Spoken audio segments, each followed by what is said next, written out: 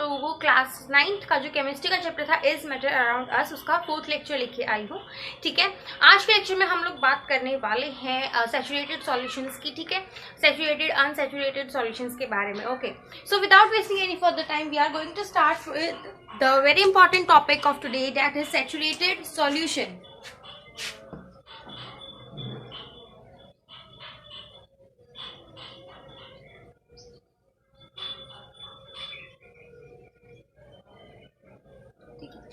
सो saturated solution क्या होता है? सैचुरेटेड सॉल्यूशन का मतलब आप कुछ ऐसे समझ सकते हो, सपोज आपके पास एक गिवन लिक्विड है। ठीक है, सपोज आपके पास पानी है, तो आप उसमें उसमें आप चीनी मिलाना चाहते हो। ठीक है, सो आप एक पर्टिकुलर टेम्परेचर में पानी में कितनी चीनी मिला सकते हो, यानी कि कितनी चीनी मिलने के बाद उस पानी में उस टेम्परेचर में चीनी मिलनी बंद हो जाती है, उससे हम लोग बोलते हैं सैचुरेटेड सॉल्यूशन। सपोज अगर आपके पास 1 लीटर पानी है, ठीक है, जो आप रूम टेम्परेचर है, उसमें अगर आप लोग 1 kg शुगर ऐड कर देते हो और अगर उसके बाद आप 2-3 ग्राम और एक्स्ट्रा शुगर ऐड करना चाहोगे तो भी वो ऐड नहीं होगी। इसे बोलते हैं हम लोग सैचुरेटेड सॉल्यूशन। वो सॉल्यूशन उस टाइम पे सैचुरेटेड बन जाता है। ठीक है, सो अगर मैं इसकी डेफिनेशन के बारे में बात करूं तो इसकी डेफिनेशन क्या होगी? A solution which at a given temperature dissolves as much solute as it is capable of dissolving is said to be saturated solution। मतलब जितनी उस लिक्विड की कैपेसिटी है डिसॉल्व करने की एक पर्टिकुलर टेम्परेचर पे, जब वो उतनी अमाउंट अपने अंदर डिसॉल्व कर लेता है, उसे हम लोग सैचुरेटेड सॉल्यूशन बोलते हैं। ठीक है, a solution at which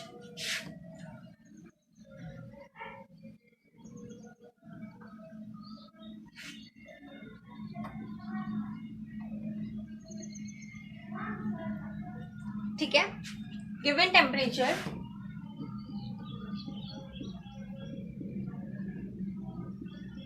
TEMP मतलब टेम्परेचर। ठीक है, dissolves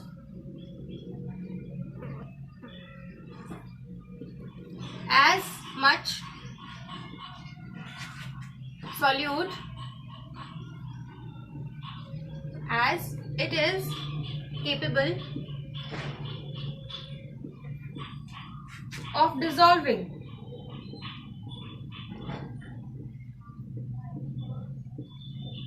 is said to be what? Saturated solution is said to be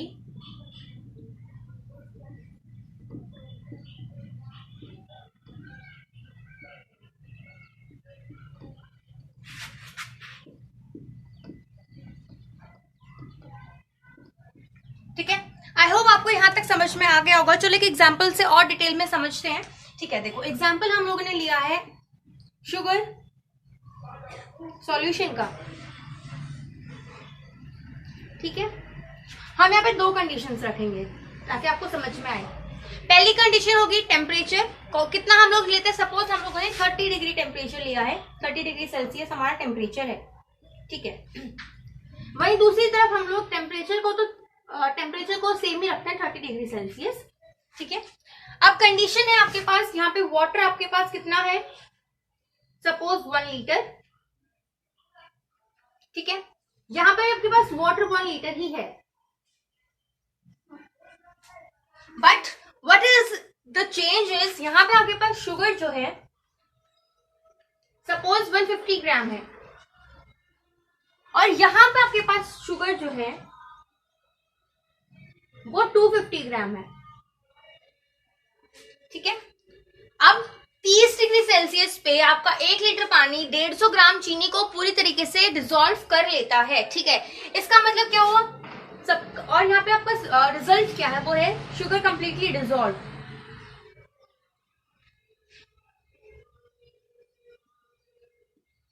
हो गई। ठीक है, बट अगर अब मैं इस वाली सिचुएशन की बात करूं तो यहाँ पे आपको शुगर पूरी तरीके से डिसॉल्व नहीं होती है। Sugar do not dissolve completely. ठीक है, इसका क्या मतलब हुआ कि ये वाला जो सॉल्यूशन है ये आपका सैचुरेटेड सॉल्यूशन है, बट आपके जो सेकंड कंडीशन वाला सॉल्यूशन है वो सैचुरेटेड सॉल्यूशन नहीं है। क्यों? क्योंकि जितनी सी कैपेसिटी थी उससे ज्यादा यहाँ पे शुगर प्रेजेंट है। ठीक है, आप ये इस बात का एग्जांपल ले लीजिए, कोई फिक्स डाटा नहीं है। ठीक है, मतलब 30 डिग्री सेल्सियस अगर आपके पास लिक्विड का यानी कि वाटर आपका 30 डिग्री सेल्सियस टेम्परेचर पे है तो वो 150 ग्राम जो शुगर है वो अब्जॉर्ब कर सकता है, वो डिसॉल्व कर सकता है, उससे ज्यादा नहीं कर सकता। बट यहीं पे अगर दूसरी कंडीशन, तो हमने यहाँ पे 250 ग्राम ली है, इसका मतलब डेफिनेटली 100 ग्राम शुगर अभी भी अनमिक्स्ड रह जाएगी, अनडिजॉल्व रह जाएगी। अगर हम इसे जो हमारी बच गई है 100 ग्राम शुगर, उसे भी डिसॉल्व करना चाहते हैं तो हमें इस टेम्परेचर को इंक्रीज करना होगा। सपोज 40 डिग्री पे ये कंप्लीटली डिसॉल्व हो जाती है।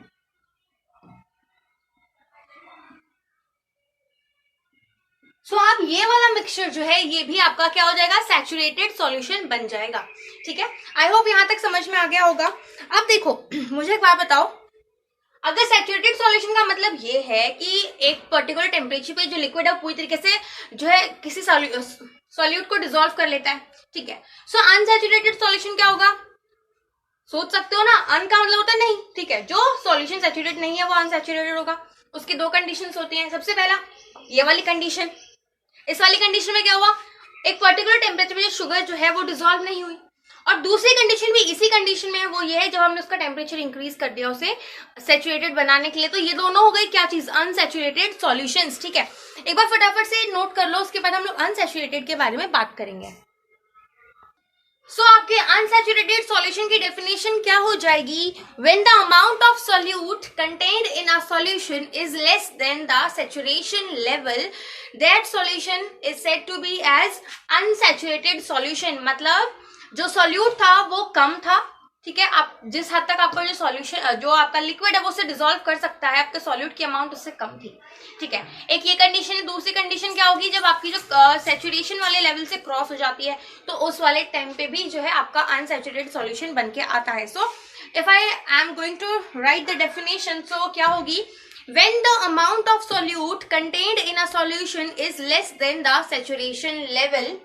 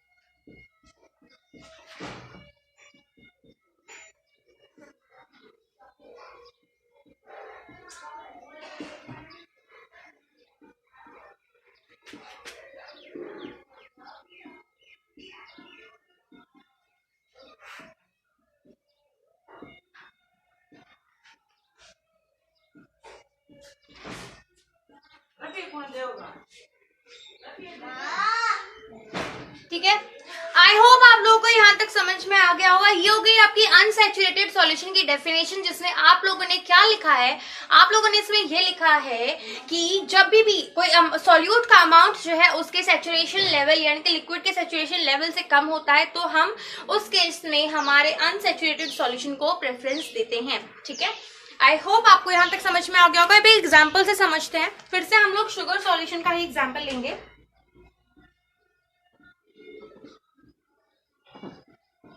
ठीक है, सपोज आपके पास टेम्परेचर भी सेम है 30 डिग्री सेल्सियस, या फिर चलो इंक्रीज करते हैं 40 डिग्री सेल्सियस करते हैं। ठीक है, उसके बाद आपके पास जो शुगर है वो 150 ग्राम है, और वाटर कितना है आपके पास, 1 लीटर। सो आप लोग जानते हो कि 150 ग्राम तो 30 डिग्री सेल्सियस पे ही डिसॉल्व हो जाती है। इसका मतलब जो हमारा 40 डिग्री सेल्सियस है वो एक सेल्सियस पे जो सॉल्यूशन है वो अनसैचुरेटेड होगा, क्योंकि वो और भी ज्यादा शुगर को डिसॉल्व कर सकता है। ठीक है, ये बात समझ में आ रही है आपके। आप देखो जो 40 डिग्री सेल्सियस से हम लोग कितना शुगर डिसॉल्व कर सकते हैं, 250 ग्राम। इसका मतलब जब हम लोग 250 ग्राम सॉल्यूट को डिसॉल्व कर देंगे, यानी कि 250 ग्राम शुगर को डिसॉल्व कर देंगे हमारे 1 लीटर वाटर में, तो ये जो सॉल्यूशन है ये दोबारा से क्या हो जाएगा, सैचुरेटेड। ठीक है, आई होप आपको ये सारी चीजें समझ में आ रही हैं। अब एक और कंडीशन होती है जो आपकी अनसैचुरेटेड सॉल्यूशन की होती है, वो क्या होता है, जब भी हम हमारे सैचुरेटेड सॉल्यूशन को हीट कर देते हैं यानी कि उसका टेम्परेचर इंक्रीज कर देते हैं, तो क्या होता है, वो अनसैचुरेटेड में कन्वर्ट हो जाता है। ऐसा क्यों होता है, क्योंकि जब पहले सॉल्यूशन 30 डिग्री सेल्सियस था टेम्परेचर, अब वो बढ़ के 40 पे पहुंच गया। इसका मतलब जो पहले 150 ग्राम को डिसॉल्व कर रहा था, अब इसका मतलब वो ज्यादा अमाउंट ऑफ शुगर को डिसॉल्व कर सकता है, बट 150 ग्राम उसमें जब बहुत इजीली डिसॉल्व हो जाती है, उसके पास अभी भी 100 ग्राम शुगर और डिसॉल्व करने का स्पेस बाकी है। ठीक है, आई होप आपको यहाँ तक सब कुछ समझ में आ गया होगा। फटाफट से नोट कर लीजिए। अब हम लोग बात करने वाले हैं सुपर सैचुरेटेड सॉल्यूशन की। सुपर से ही आप लोग को इस बात का आइडिया हो जाना चाहिए कि जो सैचुरेटेड सॉल्यूशन है उसी का एक पार्ट होगा, यानी कि उससे ज्यादा बेटर होगा। सो सुपर सैचुरेटेड सॉल्यूशन क्या होता है? सुपर सैचुरेटेड सॉल्यूशन वो कंडीशन होती है, फिर वो सॉल्यूशन होता है जब अगर उसकी कैपेसिटी 100 ग्राम शुगर को डिसॉल्व करने की है, बट उसी पर्टिकुलर टेम्परेचर पे वो आपकी ज्यादा अमाउंट ऑफ शुगर को डिसॉल्व कर लेता है, तो उसे हम लोग सुपर सैचुरेटेड सॉल्यूशन में काउंट करते हैं। So what is going to be the definition?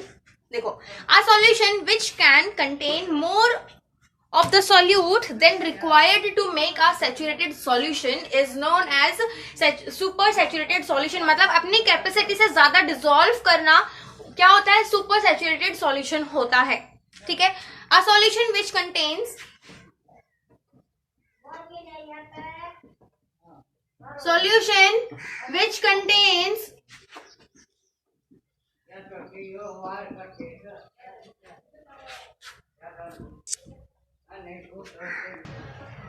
more of the solution, of the solute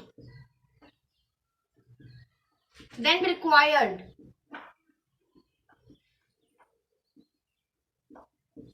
is known as super saturated solution।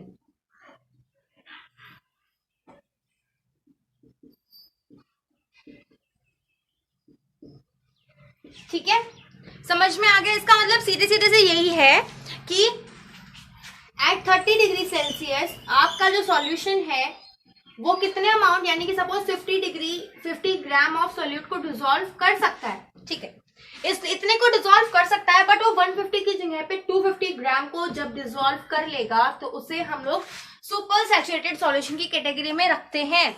I hope आपको यहां तक समझ में आ गई होगी सारी की सारी बातें। ठीक है, फटाफट से नोट कर लीजिए, उसके बाद हम लोग नेक्स्ट टॉपिक कवर करेंगे। अब हम लोग कंसेंट्रेशन ऑफ अ सॉल्यूशन के बारे में बात करने वाले हैं। देखो, कंसेंट्रेशन ऑफ सॉल्यूशन क्या होता है? देखो, सीधे सीधे समझो, वो अमाउंट ऑफ सॉल्यूट जितना हम एक पर्टिकुलर गिवन लिक्विड में मिक्स करते हैं उसे हम लोग कंसेंट्रेशन मानते हैं। ठीक है, अगर हम लोग 1 गिलास पानी में 1 चम्मच शुगर डालेंगे तो उसकी कंसेंट्रेशन कम होगी कंपैरेटिवली जब हम 1 गिलास पानी में 1 गिलास ही शुगर डाल देंगे। ठीक है, आई थिंक आपको ये चीज समझ में आ गई होगी। तो अगर मैं डेफिनेशन की बात करूं, the concentration of a solution is amount of solute present in a given quantity of a solution। ठीक है, the concentration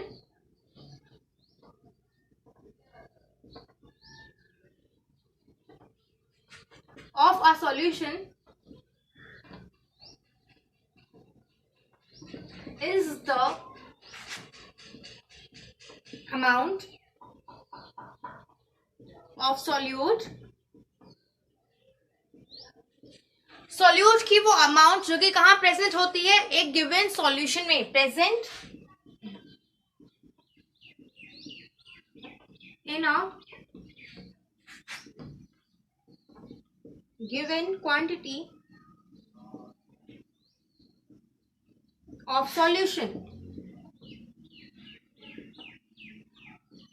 मतलब अगर आपके पास 1 ग्लास ऑफ शुगर सॉल्यूशन है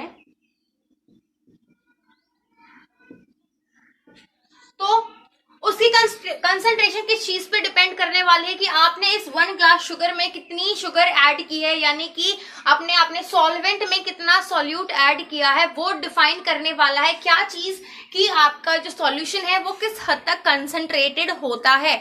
ठीक है, अब कंसंट्रेशन मेजर करने के बहुत सारे जो हैं आपके मेथड्स होते हैं। ठीक है, सो कॉमन जो होता है आपका एक्सप्रेसिंग करना, आप किसी भी कंसंट्रेशन को एक्सप्रेस करना, ठीक है, उनके बारे में हम लोग डिटेल में पढ़ें।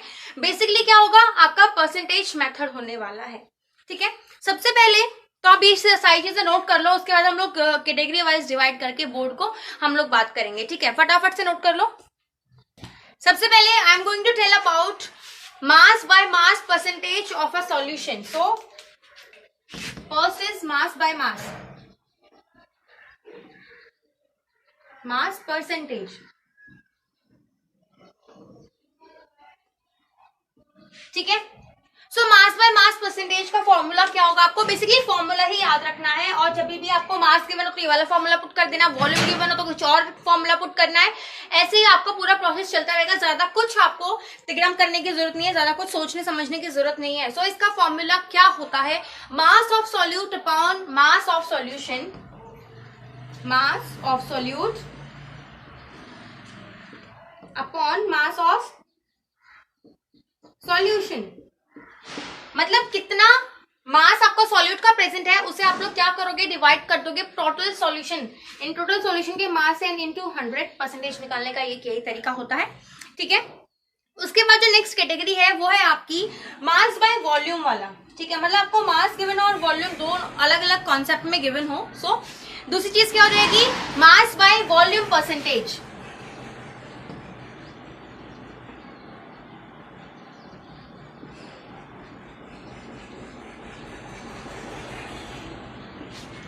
I request you all guys कि आप लोग इस बैकग्राउंड वाले वॉइस को जो है इग्नोर कर देना। तो हम लोग बात कर रहे हैं वॉल्यूम बाय मास की, तो इसमें क्या होगा, आपको मास ऑफ सॉल्यूट गिवन होगा बट आपको जो सॉल्यूशन है उसकी वॉल्यूम गिवन होगी, तो उस टाइम पे आपको ये वाला फॉर्मूला अप्लाई करना है। सो फॉर्मूला क्या होगा, mass of solute divided by volume of solute, solution sorry, mass of solute जिसे आप डिवाइड करोगे वॉल्यूम ऑफ सॉल्यूशन से एन इंटू 100, ये हो गया। तीसरी कंडीशन क्या होगी, वॉल्यूम बाय वॉल्यूम, मतलब सॉल्यूट की भी वॉल्यूम गिवन हो और सॉल्यूशन की भी वॉल्यूम गिवन हो, तो उस टाइम पे आप लोग क्या फॉर्मूला लगाओगे, पहले कंडीशन लिखते हैं। कंडीशन है आपकी वॉल्यूम बाय वॉल्यूम,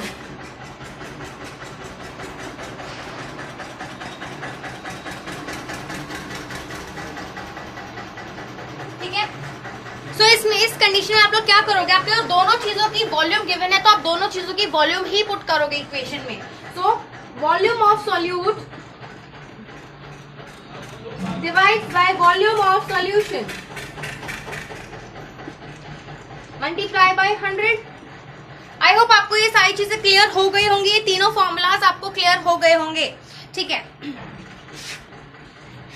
अब इसमें जो हमने डिफरेंट कंडीशंस यूज किए हैं, हमने mass of solute, mass of solution और वॉल्यूम के बारे में बात की है, बट अगर क्वेश्चन में डायरेक्टली ना गिवन हो तीनों में से कोई एक चीज, दोनों में से कोई एक चीज, तो आप उसे कैसे आइडेंटिफाई करोगे उस चीज के बारे में हम लोग बात करेंगे। तो सबसे पहले मैं आपको बताने वाली हूँ मास ऑफ सॉल्यूशन आप कैसे फाइंड आउट कर सकते हो। मास ऑफ सॉल्यूशन,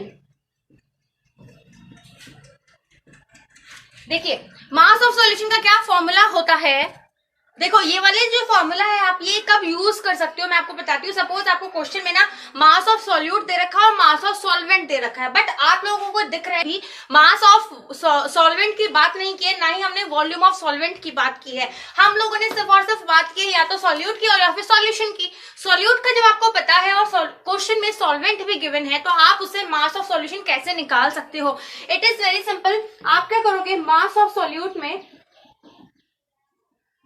प्लस कर दोगे आपका मास ऑफ सॉल्वेंट, क्योंकि लास्ट लेक्चर में मैंने आपको बताया था सॉल्यूशन एग्जैक्टली होता क्या है। सॉल्यूशन एग्जैक्टली क्या होता है, सॉल्यूट और सॉल्वेंट दोनों को मिला के आपका सॉल्यूशन बनता है, ठीक है। अब दूसरी प्रॉब्लम क्या आ जाएगी, सपोज आप लोगों को ये वाला फॉर्मूला या फिर ये वाला फॉर्मूला पुट करना है जिसमें आपको वॉल्यूम ऑफ सॉल्यूशन पूछी हो, बट आपको तो नहीं पता, आपको सिर्फ दो चीजें पता है। क्या पता है आपको, एक तो सॉल्यूट की वॉल्यूम पता है, दूसरा सॉल्वेंट की वॉल्यूम पता है। तो इस फॉर्मूले को देख के आपको समझ में आ गया होगा कि वॉल्यूम ऑफ सॉल्यूशन के केस में आप क्या करोगे, ठीक है। जिसको समझ में आ गया फटाफट से कमेंट सेक्शन में बताइए कि वॉल्यूम ऑफ सॉल्यूशन को हम कैसे फाइंड कर सकते हैं अगर हमें सॉल्यूट और सॉल्वेंट दोनों पता है। So it's too simple. हम लोग क्या करेंगे, वॉल्यूम ऑफ सॉल्यूट, इसमें क्या प्लस करेंगे हम, वॉल्यूम ऑफ सॉल्वेंट को, ठीक है।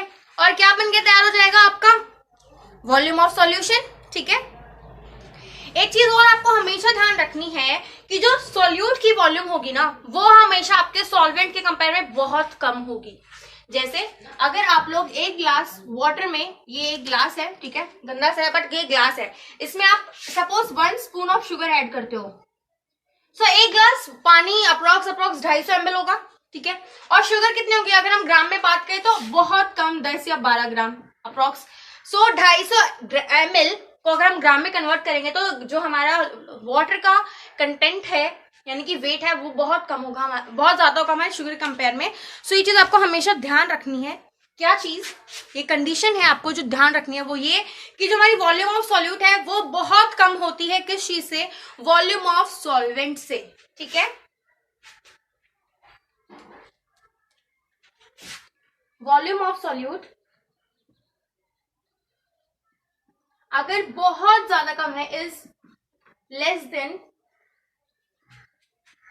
दैट ऑफ सॉल्वेंट, एक तो उधर थोड़ा बहुत कम होती है, बट अगर बहुत ज्यादा कम है मतलब बिल्कुल एक्सट्रीम लेवल पे कम है, निग्लेजिबल टाइप्स में अगर आपके पास सॉल्यूट है तो उसमें आप क्या करोगे, जो आपका वॉल्यूम ऑफ सॉल्यूशन होगा वो डायरेक्टली आपका वॉल्यूम ऑफ सॉल्वेंट हो जाता है, ठीक है। ये कुछ ऐसा है, अगर आपके पास यहाँ पे वेट, सपोज आप लोग नींबू पानी बना रहे हो, ठीक है, आपके पास शुगर सॉल्यूशन रेडी है, ओके। आपने चलो सपोज माना हमने 100 लीटर क्या बनाया है, क्या होता है वो, नींबू पानी बनाया है, ठीक है।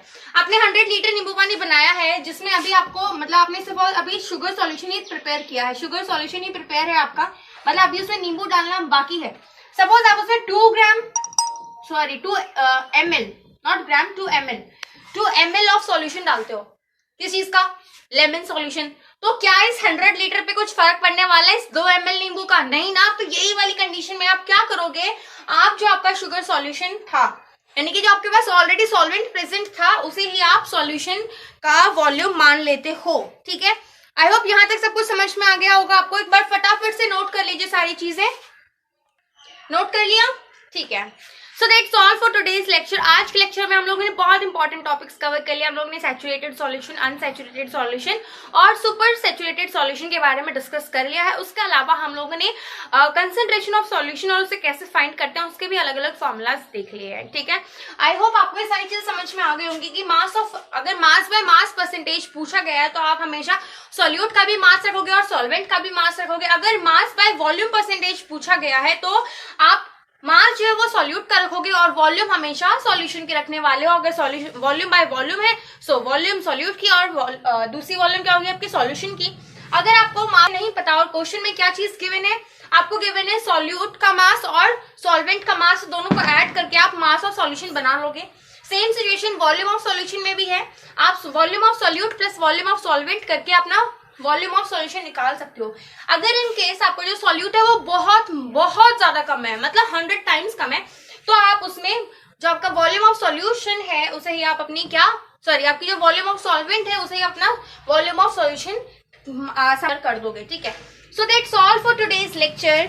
I hope you enjoyed this lecture. आपको सारी चीजें समझ में आ गई होंगी। अगर सारी चीजें समझ में आ गई हैं तो फटाफट से जो लाइक बटन है उसे हिट कर दो, इसे अपने पूरे फ्रेंड सर्कल में शेयर कर देना ताकि हर एक स्टूडेंट को जो है इक्वल बेनिफिट मिल सके, ठीक है। अब हम मिलते हैं अपने नेक्स्ट लेक्चर में, और तब तक के लिए stay positive, keep studying hard, keep yourself fit and healthy and do not trouble your parents. Thank you.